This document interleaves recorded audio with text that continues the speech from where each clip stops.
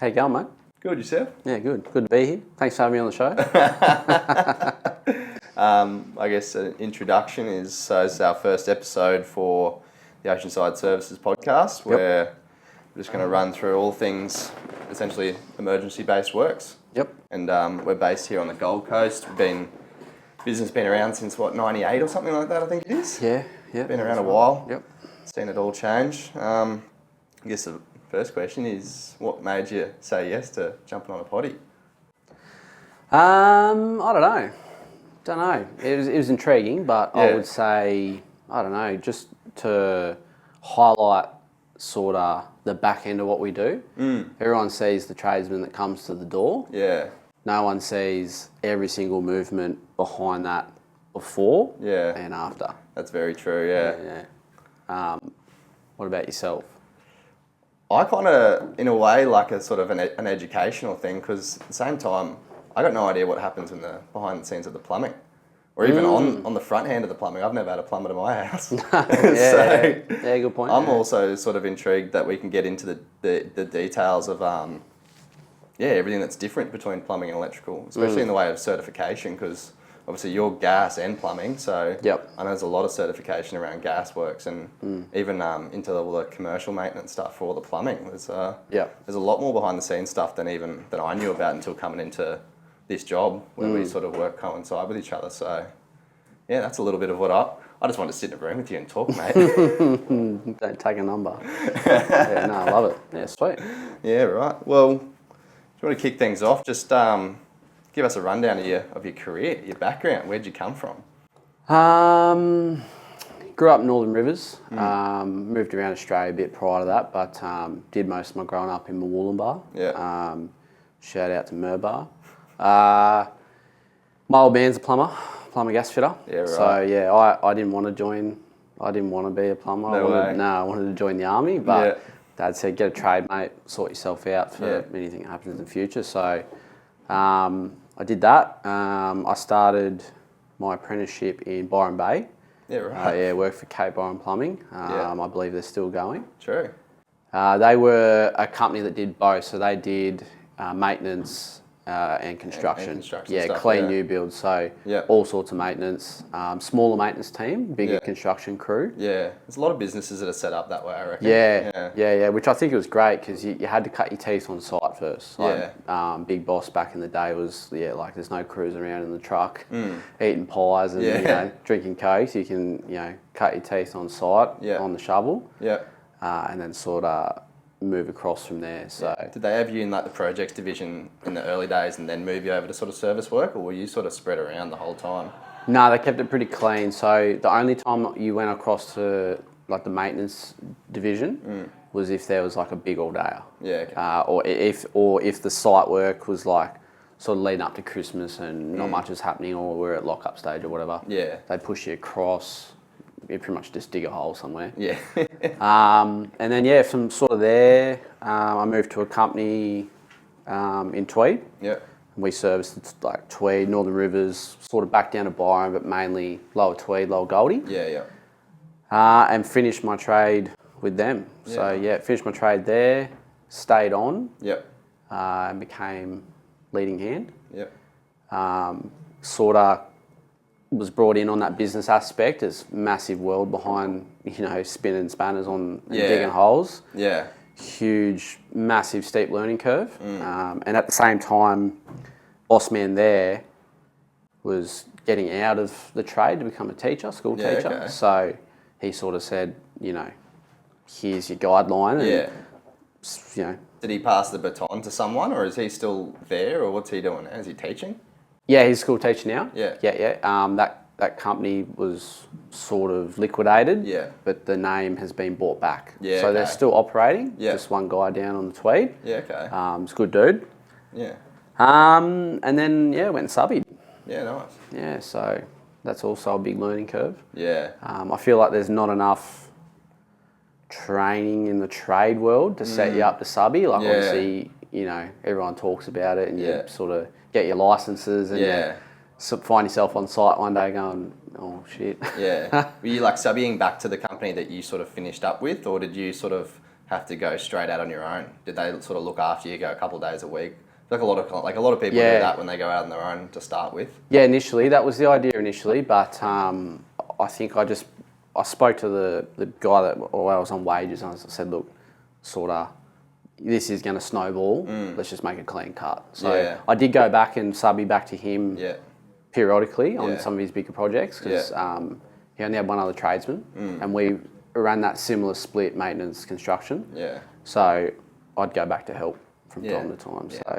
So you kept a good relationship. Yeah, no, never burn any bridges. Yeah, you got to do it. It's a small industry, really. Well, that's the thing, and especially when you're putting a reference down on your resume. Yeah. And they're going to call this guy. And they all know each other. So true, everyone knows each other. Like you talk to, I know that guy. Yeah, you've at some point done like a job with them or a job against them or something. 100%. Yeah, 100%. So, after that, closed that down, joined the army for a little bit, and then I came back out and I'm now here. Yeah. So army was just something that you always wanted to do, was it? Yeah, mate, always wanted to do it. Pursued it, did it, but young family, so pulled out full time, and now I'm a reservist. So no, that's good. Yeah, sweet. Oh, mate, what's your story? My story, my brother's a sparky, so sorry to hear. Similar sort of routes where I actually wanted to be a chippy. Did you? Yeah, so coming into the end of school and did a few carpentry work experiences and stuff like that, and I like working with timber, I like that sort of concept of things. But my brother was a sparky, he was working for Stowe at the time, so huge company back then, and so we sort of had an in where I could do work experience with Stowe, so that looked great on the resume. And I did not like being a sparky or anything like that, but I just really liked the laboursome side of being a chippy, to be honest. Yeah. But the old boy convinced me to go down the electrical route. He went, hey, if you're a chippy, you'll have a broken back by the time you're 30. And so I went down the electrical route, which I don't regret, to be honest. Like, I think that you can do, I like the sort of almost the creative aspect of being a chippy. So I feel like there's room for it in the electrical industry. But so I did my electrical apprenticeship, mostly did construction stuff, as everyone does. I did it in Brisbane. Yep. Because I was Brizzy based originally. And then I did my apprenticeship, finished it up at Coca-Cola Richlands, so an industrial factory. Is that like, what do they call it? Like programming. And all that sort of stuff. There is a little bit of that. They had all their own guys, so we were full-time contractors on site. So we mostly looked after, I first came on for a project where they were building the glass line, so all new glass bottles, basically all the machinery going in place. So we were basically the arms for their sparkies as well, but we then continued on, did all their preventative maintenance, all their lighting, all their power and all that kind of stuff. Yep. And then they had their sort of small team of real techie guys. So we would still help them out, and I got a little bit of an exposure to the PLC sides of things and everything like that. But it was mostly a maintenance gig.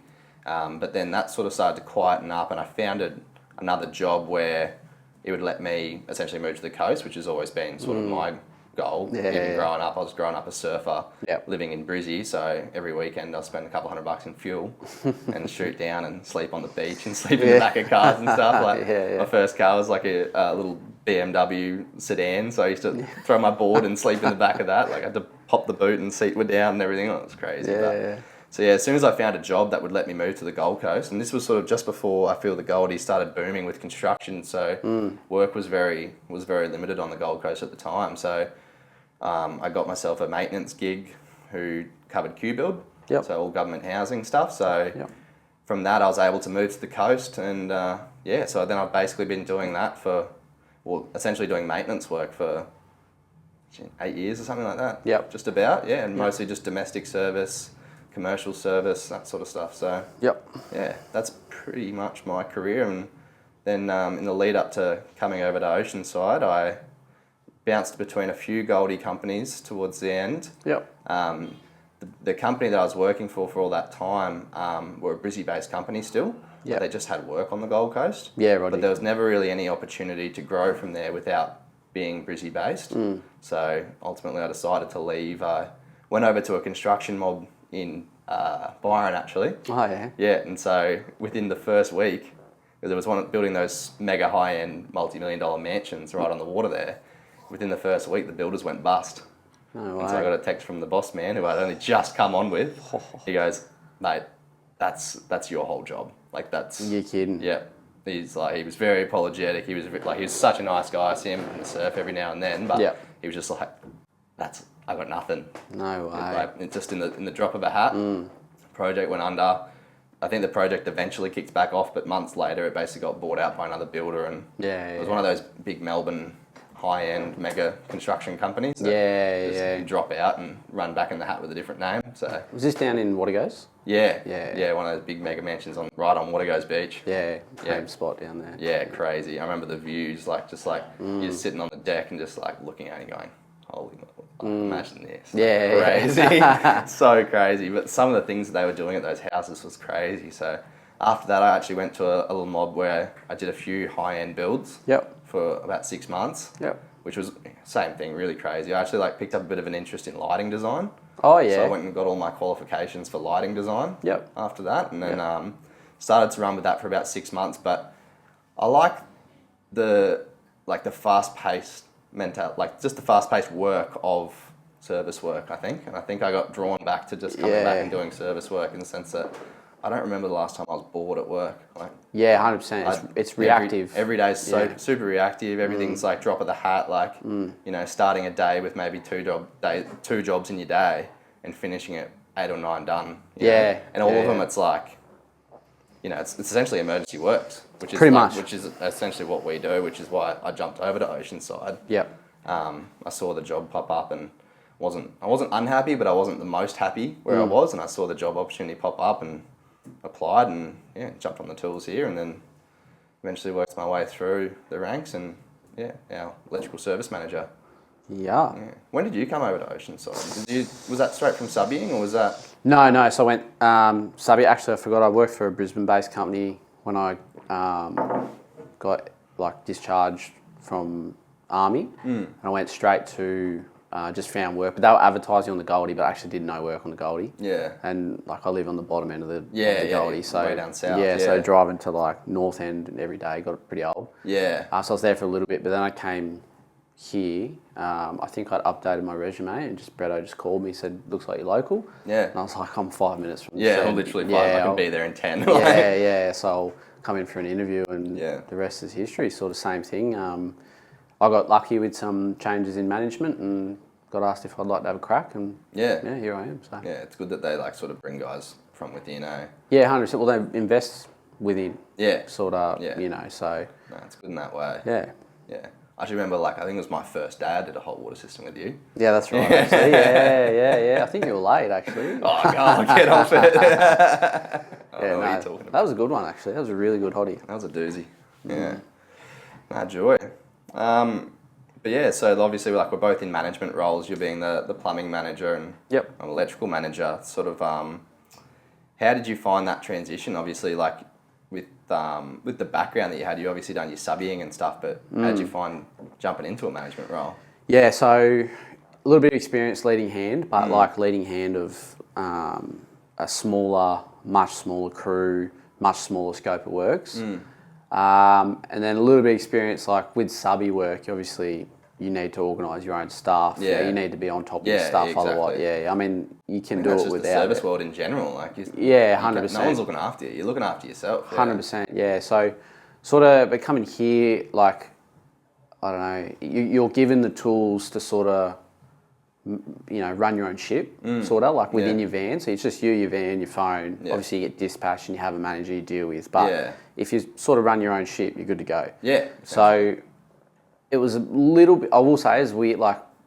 People management is so different. It's massive. It's a huge thing. I would say a steep learning curve because one day I was literally on the tools and the next day I was clacking away. Especially taking charge of the commercial department. High-rise stuff, big blue flange bolted, it was just whoa. I can do the work, but then spend on the back end of it. So 100%. It's a completely different ballpark. Organise that sort of stuff and the different hoops that are involved that you almost on the tools you never know about. 100%. Like you kind of go, like you're like, all right, let's go do the job. Like, whoa, we've got to do this and X, Y, Z. And you're like, oh, since when? Mate, well, the joke was when we're running around on the road was like, what do these managers even do? Yeah. And then you get like, here and you're like, now I know. Yeah, maybe I'll go back to the road. No, it's good. But I would say it was a super steep learning curve. Yeah. But like I was keen for the challenge. Like I asked Bretto if I could have a taste of it first. I said, look, like leave me with my van and stuff like that. Give me a taste. And if I like, and I did it for a week, and I was like, look, this is hard, but it's a good challenge, and I want it. So, and I think I found a pretty good groove. Yeah. So, but in saying that, still heaps to learn. Yeah. I don't think you ever stop learning, really. Nah. It's similar sort of like when I sort of first came into the office, like we still had an electrical manager in place. Like I more so stepped into like a supervisor role where, because we just had so much going on, and between our departments we've got electrical and aircon. Yes. And then we're sort of trying to make stumps. We're making stumps into the solar market, which we're not in very much at the moment, but that was our intention. Is we were stepping into the solar, stepping into the batteries side of thing when everything was booming essentially after the cyclone. Like batteries just took off, and we were trying to keep up. But so I first got brought in as a bit of a supervisor role, and I was lucky to the point where I got to work under another manager for a little while, and he'd been around forever. Not at the company, but just as a manager, he's been basically managing for a long, long time. And I was able to learn a lot from him and learn a lot from the GMs before I actually got thrown into the role. So, I was lucky in that sense that I wasn't sort of thrown straight into it. Yeah. So, I could say the same. I got to work under the dude that had my desk prior. I got 2 weeks to sit pretty much behind him and just absorb from everything from, doing site visits with engineers and stuff like that. Sourcing materials, punching out his quotes, the way he does it. So he was a very structured man. 100%. Really good at what he did. So I couldn't have had a better handover. To be honest, like there's like a lot of people just sort of rock up and go, sink or swim. So I think they definitely helped me transition. But I definitely felt it when he left. Yeah. Do you reckon?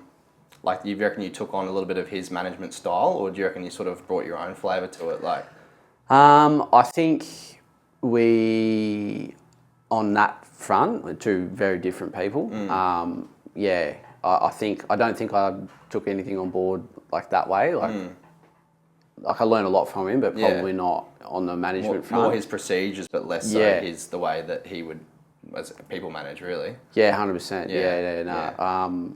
No, I drew a lot on past experiences and stuff like that. I think that's the best way to do it. Like I'm the same. Like I've had many managers, some that I want to be like, and some that I never want to be like.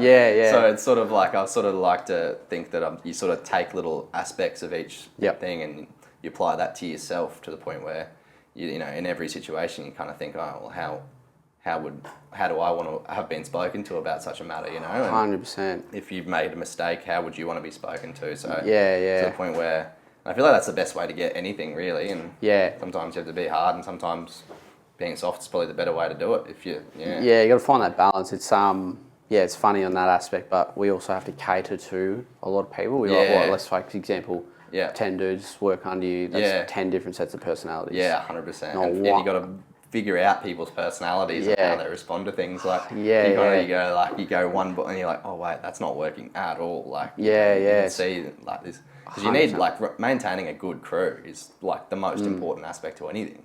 Like they got to want to be there, otherwise you just see everything plummet. And that's the thing. Some of the dudes can be just like short, sharp, direct, and that's just how they work. And other guys need a little bit more effort in some places. So 100%. And like, how do you find the guys sort of go when it comes to the emergency stuff? Like that's sort of, I mean, that's majority of our business being emergency based. Like everything's drop of the hat, need you right now. So that's especially with the electrical department. Like, do you guys have the same? I know you do a little bit more of the commercial maintenance side, but they're sometimes just as bad. They've got hotels and stuff that are got pretty much. So we like the boys are broken into teams with their specialities, and some of them sort of overlap, strengths and weaknesses, and we just play to those. But I think a lot of the plumbers that come through here have a good maintenance sort of history. Yeah. Or a pre-experience with that sort of reactive. Yeah. Any construction guys that come through sort of slot into that commercial projects sort of side. Yeah. There's not enough of that work to sort of keep them going consistently, but they just learn the skills off. They go do a dig up with someone else and sort of learn the go. Yeah. And within a couple of weeks they've got it. Yeah. So yeah, I think that's the good thing about having such a diverse team is, especially across the plumbing. The fact that we do every aspect of plumbing essentially. Pretty much. Then you pretty much got guys for each crew that are essentially specialised in that, so that everyone can kind of get cross-trained and everyone's sort of on top of all aspects really as a whole. Yeah. And if you ever need backup, you got, all right, we got this guy, he's done bits and pieces of it, he'll be perfect for backup. 100%. Well, we pretty much run an Excel spreadsheet of what people's experiences are. Yeah. So that's a good way to do it. Yeah. So when the jobs come in. Yeah. Well, that guy's all over. Yeah, we know. We know exactly. Yeah. So Yeah, I guess it's not as big of an overlap. I feel for the electrical world is to the point where, while you guys have you gas plumbing and plumbing are two completely different trades essentially. In a way. Yeah, well, it's independently licensed. Yeah, and all that, whereas electrical as a whole is essentially, it's one really, and then we've got aircon as well, which we do a lot of, but generally two of our three including me are all aircon and electrical qualified. So it's sort of the point where there is a huge overlap in the electrical world where plumbing, I feel like it really does differ. Yeah. Question, do you get when you walk out of TAFE for your apprenticeship, can you apply for your electrical licence straight away? Yeah. After your capstone? After you do your capstone, yeah. Yeah. So your capstone is your final test and that's your electrical licence. That's it. So you could take that licence and go and subby? No. So with electrical, in Queensland, you have to wait a year or 2 years, I think it might be. It's like a journeyman. Yeah. So you can't go straight out on your own. But I believe, I'm not 100% sure, but I think in Victoria, they let you go straight away and go pick up your ABN. Right. So let's say you do a year as a journeyman. Yeah. Then you're good to go. Yeah, essentially, yeah. And then you do your contractor's course, and then you become QTP, qualified trade person, and qualified business person. So it's another course. Okay, yeah. So how long's the course? I can't remember. Yeah, right. I think it's a couple. I know a couple of guys have done it all different ways. There's doing it in class, which might be a couple of weeks. I'm not too sure, but then there's options to do most of it online, and then with only 2 days of practical and. Yeah, right. Yeah, so basically to be the business owner, to be the head guy, you have to be the qualified trade person, which is your contractor's course, it's most commonly referred to. Yeah. But you can do that without doing the business side of things, but you need to have both to actually own your own business and run your own business. Yeah, copy. Yeah, so there's a fair few hoops in the electrical world to jump through, but there's a big aspect of it being compliance stuff. You can't, and that's the thing is, and I've always sort of been scared for guys who are sort of coming straight out of their apprenticeship straight into working for himself is I didn't finish, I'm still learning, you know what I mean? I'm 10 years out, I'm still learning things, so it's kind of scary sometimes to think about that. 100%. Yeah, but a lot of those guys are just sort of working for themselves. They've just got one guy, they're just doing day-to-days, they're not taking on any crazy big projects or anything like that, so yeah. But no, we were on the emergency stuff, weren't we? Yeah, sorry. Yeah. sorry. Sidetracked. Yeah. So when you guys coming in, so how do you guys plan for all the emergency stuff to sort of come in? Do you guys sort of have a guy on standby or, because obviously we've got some important clients that we look after. Yeah, so with bookings, we'll fill out a portion of the day and then have a blocked out for same day emergencies. Yeah.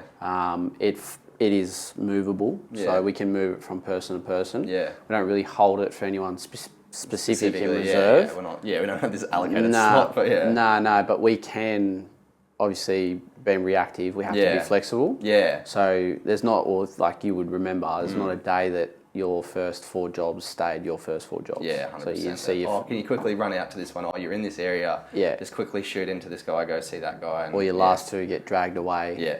And you go, get home at 7:30 yeah, at night. Or you have 4, you do your first one, on the way to the second, they take the last 2 away and you're like, oh, what's coming? Yeah, that split moment you're like, oh, here we go. If you got 2 to 3 jobs taken off you, it means you've got a doozy coming in. Yeah, pretty much. Yeah, full blown fault find or something. But on the other end of that, we sort of retain specialty material here.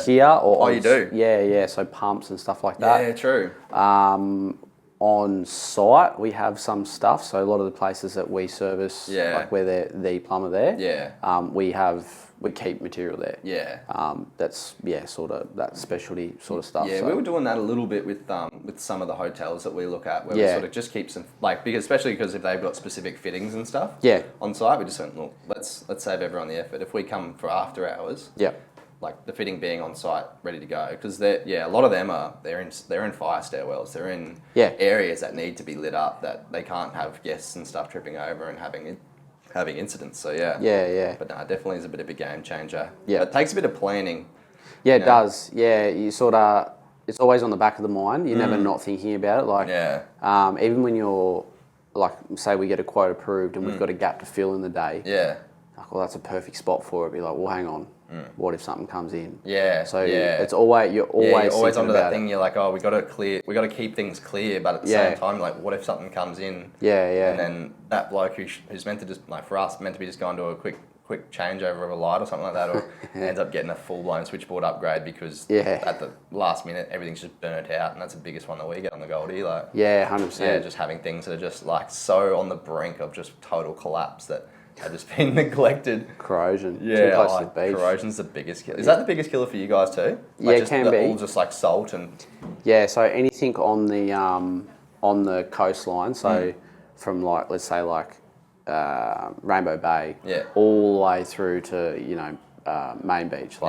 Anything along there has a very, very hard life. And think about any time you've been in a basement car park or whatever, exposed copper everywhere. Yeah. So it just has the hardest life, but it also extends because all the ducts and cavities breathe, obviously the airflow, it's all in there too. Yeah. So think about a lot of the Goldie is being redeveloped, all the cranes and stuff that are going up, all the low rises have been redone, but all those units have been either neglected or just put on the back burner. They don't want to spend money on it or wait till it's a problem. So many of them are holiday things as well, all investment properties and stuff that they just don't even know about it. 100%. They almost forget about it. Well, that makes up a lot of my work. Yeah. Is that leaks between floors in high rises that people don't know about because they go there once a year. Yeah. So I actually remember being on one of them with one of the boys on after hours where the leak was, there's a hot water system on each floor, both directly above and below each other. Yeah. And the leak was dead centre of between the two floors. Yeah. Just like, how the hell? And you can actually see in one of the other units that's been done already on the unit above. Oh, the reroute, Yeah, you're just like, whoa. Well, a lot of those, they ran copper through the slab. Yeah. Everything's in the slab. Yeah, and that just corrodes the hell out of it. Yeah. Wild concept. Expansion and contraction, all that. But we're the same with the electrical side of things, is that, buried direct is a killer. But that was acceptable back in the day. Yeah. But the biggest one is earth stakes and stuff. The earth electrodes that go at the base of your switchboard. Yep. So many of them are put straight into concrete. And that concrete just holds moisture against this earth stake. So our common practice, first thing we do when we pull it to a switchboard, you kick it. Because half the time bang. It's boom, Yeah. not even connected. So any electrical incident or anything that goes wrong has to go through that electrode, and that electrode's just hanging in the wind. It's so sketchy. Yeah. And no one knows these things as homeowners. They'd look at their board and they go, "You beauty." Yeah, I don't know what that thing does, but I'll turn it back on when it turns off. That in itself is a conversation. Yeah. Is maintenance awareness for homeowners. Oh, great! Yeah.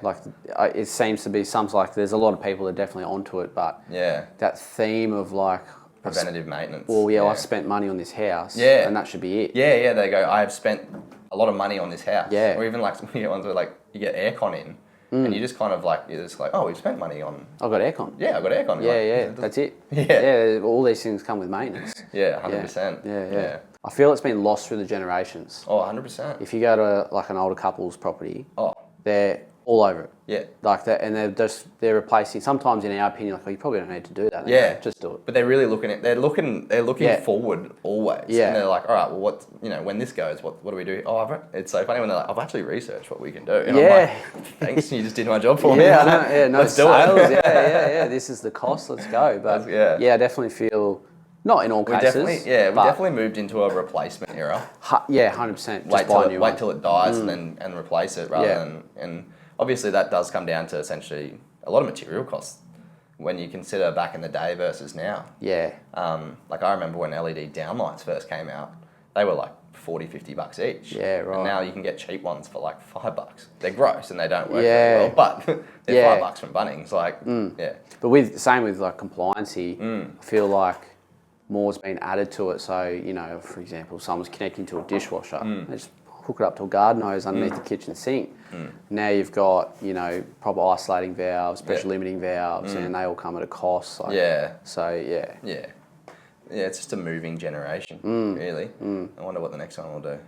I reckon that probably won't own homes. no, it won't be homes. Yeah, well, it might be on Mars. You get that on the big jobs. What do you reckon about, like, do you guys do any rating system or anything like that when we're talking like after hours and emergency stuff? Like triage? Yeah. Yeah, absolutely. Yeah. So I am on the roster for the phones for on-call. You definitely want to, like, we're there to help. People are calling us with a problem. We have the solution to that problem. Yeah. How many times do you reckon the phone rings? Like, if you were to go, like, from when you knock off in the afternoon to when you start in the morning on a normal day. Yeah, so it can vary. Yeah. You can get absolutely nothing. Yeah. It's either in the middle. You're either absolutely nothing or slammed. But and it's everything. So you could probably like scale it. So from sort of 5 through to like 7:30 can be a lot of admin questions. Can I pay an invoice or can I talk to this manager about this job? And it might be shift work as well. It's an odd time to call up about these things. And then you can get your emergencies all the way through. So I feel the closer you get to midnight, it's usually pretty serious. Yeah. Like people are sitting there with the phone going, oh, should we call? Should we not? Can we wait? Can we not? Yeah. But yeah, we do triages. So if someone calls with a leaking tap, after our like penalty rates and all that, it incurs a cost. So if they don't have to pay it for a dripping tap, or if we can talk them through it on the phone, we absolutely do that. Yeah. Like, hey, do this, blah blah blah. Or if you can isolate your water if you don't need it for the night. Yeah. If you can turn your water off out the front, we can be there in the morning, kind of thing. Like, come in the morning. I've got my laptop here. I'll schedule it in. Yeah. You know, it's much cheaper. Yeah. So if we can, but if they need us that night, then we're there. Yeah. So we have that 1 hour response time. Yeah. But you know. Yeah, we do triage it. Yeah. We don't really get much after midnight. And if we do, And if we do, it's a commercial client. So a high-rise, hey, look, maintenance managers noticed this X, Y, Z, we're there. Yeah. So there's no question about that. We're coming. Yeah. When I was at a previous company doing a lot of on-call stuff, we had 2 a.m., 3 a.m., all that kind of stuff come through, and it was always boom straight onto it. So it's one of those things. Like, did you like on-call? I personally, I kind of loved it. Like, I think that you kind of get, the roads are empty, you almost had this like boost of adrenaline, like feel like a bit of a fireman or something. On Saturday, you're actually just like flicking a switch or something like that. Yeah. Hit and miss. I would say, look, there's the weeks where like you would work, like you'd be on the tools from like 06:45, like all massive 10-hour day. Yeah. And then you go home for 5 minutes and then you just get back to back. Yeah. You get home at like, you know, midnight. Yeah. And then do it all over again. The next day. So and then Saturday comes along and it's all day Saturday. Yeah. All Saturday night. Yeah. All day Sunday. Yeah. So yes and no. Yeah. You were like, obviously we get looked after, be on call. Yeah. So there's that aspect, but yeah, it depends. So I sit on the fence with it, but I didn't hate it. Yeah. So no. I remember it was absolutely like that during the cyclone. Yeah. For here last year, that was crazy. Or the tornado the year before. That. It was the year before that. Like Christmas has been nuts the last couple of years. Like we actually had a good Christmas this year. Yeah, it didn't even rain for the first time ever. But no, I remember like in the cyclone, like I was sort of in that role where I was in between office and on tools still. So. Everyone was just stormed in and no one could move. And I remember actually, I lost power and water at my place and I ended up jumping in my van. Yep. And I had like a little office set up in my van to the point where I was sitting in the office, like essentially the office, my office, sitting at home on the lappy, like with like the Energex outage website up and like the flood map zone. And I was literally just like calls were coming in because some of the admin girls were still able to work from home as well. So so they'd be calling through like, can we get to here? What do they got? Power lines down. And then you check Energex, or like they've just got power lines are still in place but no power. And then you got to check the Energex website, see what's going on. Like, that was crazy. And then you'd sort of say, all right, well, our on-call guy's here. He's got to get from here to here. Google Maps, then go, all right, flood map zone. Can we even get there? Like, that was nuts. Yeah, there is a lot. There's surprisingly a lot to it. You don't just take the call, put it in the computer, and send it. Yeah. There's a lot to it. How was the cyclone for you guys? Because obviously, water on water, they should be friends, right? So a lot of roof leaks. Unfortunately, you get a lot of stuff that you can't do. All we can really do is like as a temporary measure is throw a tarp on it. Yeah, so we can tarp. Then you got to get a guy up on the roof holding a bloody big kite. Like, so pretty much it's just triage it again. So sort of if it's safe to do so, and we can get the right numbers on there, and you've got harnesses and all that. Well, we can do it. If not, we have to refer to SES. But even with stormwater, so people got water bubbling out of the gutters. The stormwater systems are just not designed to take that volume of water. Nothing is. Like that's the outdated, the last 1 in 100 rainfall event. So, essentially the sizing needs to go up and up and up. So, and that's not just something they just do. No, it doesn't just happen like that. So sort of heaps of triaging, but the boys were busy. So a lot of blockage. A lot of people didn't realise they had stormwater stuff that we could rectify. So a lot of stormwater to curb outlets. People didn't realise they were blocked. But we could get there, use the jetting machine, clear them out. If there's no breaks, if it had grown in from the front or something like that. Well, that's it. Because we got 2 Jetta trucks and a trailer. 3 trucks and a trailer. 3 trucks and a trailer. Yeah, 3 trucks and a trailer, and they were both like flat bicky. So you pretty much put one at the bottom of the coast, one in the middle, one up top of the coast, and they were just flat bicky, and the trailer would bounce around in between.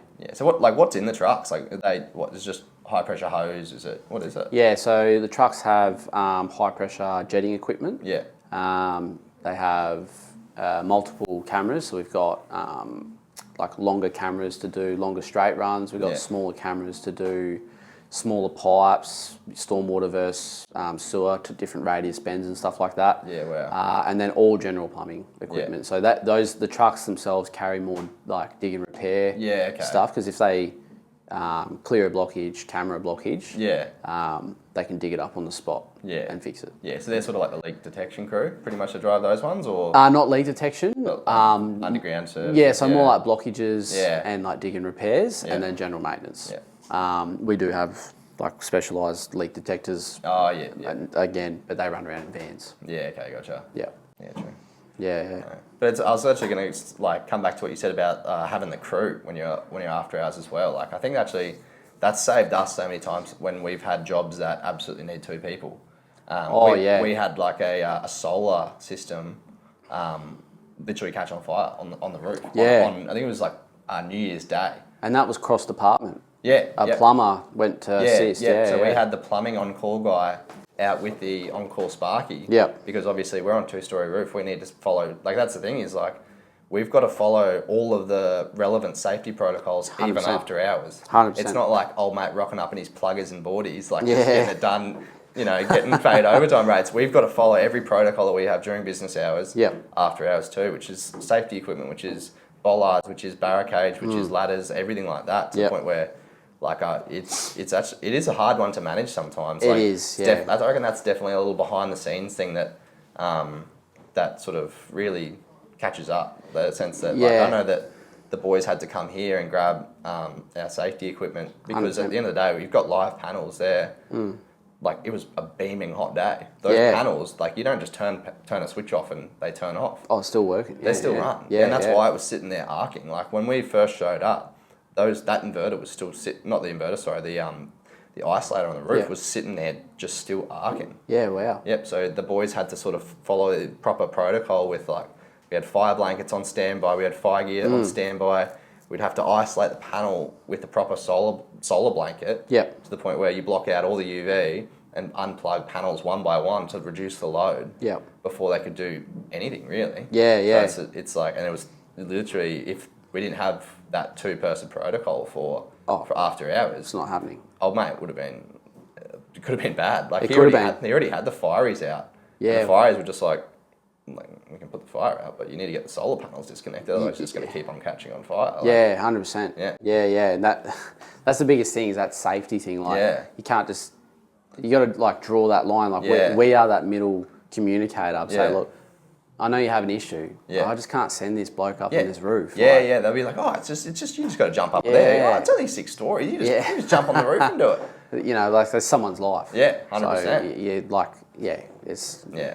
Decisions aren't taken lightly. No, so, yeah. But reference what you said too, is we do keep a rough itinerary. Like, we know roughly what someone has in their van. Yeah. So we are coordinating that. You know, when the job comes in, before it's even dispatched to the person, hey mate, you need to come to the shed, grab this ladder, this harness, these bollards, or the apprentice is going to come, or this tradesman is going to pick up this gear. Yeah. Multi-movements to achieve the one outcome. Yeah, 100%. No, there's some doozies that we get for sure. Oh, 100%. Yeah. Yeah. What else we that's on speed and safety is what I've actually had down as the next topic point, is that how do we all, like, managing speed and safety is probably the hardest thing we've ever got to do. Where someone wants us out there and they want the issue resolved straight away. Yeah. And especially on the electrical side of things, like you show up and you go, holy shit. This is crazy. And especially like for us, it kind of goes back to it. The biggest ones that scare us are, well, obviously the solar one's pretty scary, but that's really modern equipment. Yeah. When we show up to some of these houses that have still got like cabling and safety switches or lack of safety switches, I should say, like the old ceramic fuses, like phased out in the early 90s, like before I was even born. And like, people have still got this like, you plug it in the kettle in the morning, the only thing standing between like you and death is a little bit of fuse wire. Like, yeah, my old boy still got them. Yeah. And he overwraps them. Scary. Yeah. Oh, it's great. Do you guys have anything like that in the plumbing world, to the point where you guys show up and like, have they changed the way of like isolation or anything like that, to the point where it's sort of, did any product sort of come out that sort of changed the game? We have things like flood stops and stuff like that. So the biggest, you can ask anyone involved with insurance in Queensland, but the biggest issue is Flexies. Yeah. Flexies. Like, great product, but really bad product. Yeah. Like it's destined to fail, but like unreal when they last. Like, or just to use, like it just changed the game. They have burst-proof Flexies and stuff with PEX liners and all, they're all good now, but but there was like a biggest issue. A rollout where they thought it was the best thing ever. Everyone's running them, and then you go, oh. Yeah, 100%. But we have leak stop valves and flood stop valves, so they detect excessive flow or something like that, and then we'll cut the water off at that point. Yeah, can be a little bit unreliable because if you can manipulate the tap and it'll just shut the water off, and if the customer doesn't know how to reset it, you sort of. So there is devices. Coroma have a pretty Gucci setup. Yeah. Where it's pretty much like a Wi-Fi connected system. And, and it can detect it's like smart. Yeah, like sort of detectors. Smart, so if flows shouldn't be there, and it detects flow, it can cut it off. But it's more in the commercial. Does it cut it off, or is it like, is there any like notification type Both. thing? Yeah. So you get like a notification, but it'll just stop flow. Yeah. Oh, that's good. I was gonna say it's like no use knowing that your apartment's flooding when you're in Europe. Sick. Sick. Well, at least I know. Yeah. Let's get up the Ring camera. Oh, sweet. I can see the water rising. Like. So, but like I've been to, I think the biggest one is like the amount of call-outs when I was on the road you'd go to, and you rock up and there's water flowing out the front door. Yeah. And you're just like, and that's a whole house. Yeah. That's, if depends how far it got, but like that's cutting the walls 600 mil out of the whole house, and that's at a minimum. Yeah. That's carpet, flooring, everything, skirting, all of it. Gone. Yeah. Gone. So. Yeah, it's the technology exists. I just don't know if it's fully mastered yet. Yeah. That Coroma system I just referenced is more in the commercial world. Yeah. I think the cost, you could have it, but the costing would be a bit excessive for a house. Room for movement there. Room for improvement. Yeah. I mean, will it come? Like, I mean, people want that security. Yeah, 100%. Even some of the insurance companies, like Allianz, for example, are paying to have their insured customers. How good's that? Replacing their flexies with burst-proof flexies. Yeah. And then we have custom tags made up where they're dated and signed. So that, and then there's a log. From then on, there's a log built. Yeah. So they can be monitored. Yeah. Even though they're burst-proof, they still need to be inspected. Yeah, 100%. Nothing's proof, really. No. But yeah, flexies. Issue. Gotta go. See you later, flexies. Yeah. I've actually had one at my own house. Well, go. Yeah, and I'm lucky I was there. Like, it was just they make a noise, don't they?